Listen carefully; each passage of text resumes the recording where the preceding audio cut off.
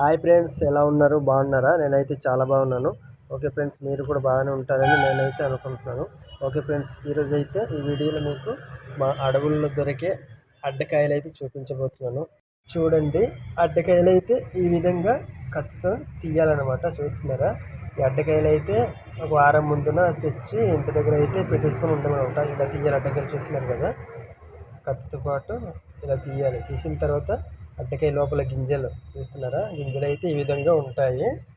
చూస్తున్నారు కదా, చూడండి, అలా ఉంటాయి అన్నమాట. చూడండి ఎంత బాగున్నాయో. అడ్డ గింజలు తినడం వల్ల చాలా ఉపయోగాలు ఉన్నాయి అనేసి మా పెద్దలు అయితే చెప్తారనమాట. ఈ అడ్డ పిక్కలు తినడం వల్ల కంటి చూపు అయితే చాలా బాగా కనిపిస్తాయి అన్నమాట. స్పష్టంగా కనిపిస్తాయి అన్నమాట.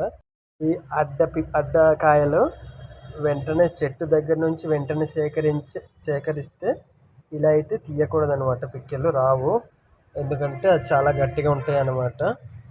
అది ఎలా తీయాలంటే మంట పెట్టుకోవాలన్నమాట. మంట పెట్టుకొని తీస్తే, మంట పెట్టి మంటల్లో ఈ అడ్డకాయలు వేయాలన్నమాట. వేసిన తర్వాత అయితే వెంటనే తీసిన అడ్డపిక్కలు అయితే తీయడానికి అవుతాయి అన్నమాట.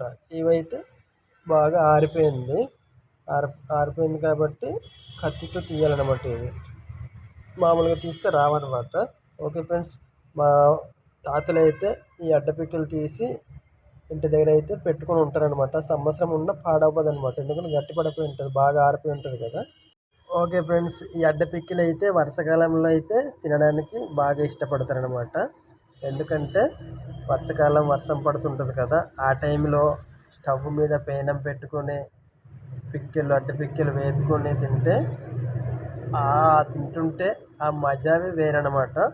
ఓకే ఫ్రెండ్స్, ఈ వీడియో నచ్చినట్లయితే లైక్ చేయండి, షేర్ చేయండి, సబ్స్క్రైబ్ చేయండి. మరిన్ని ఇంట్రెస్టింగ్ వీడియోస్ కోసం నెక్స్ట్ వీడియోలో కలుద్దాం. ఓకేనా? బాయ్.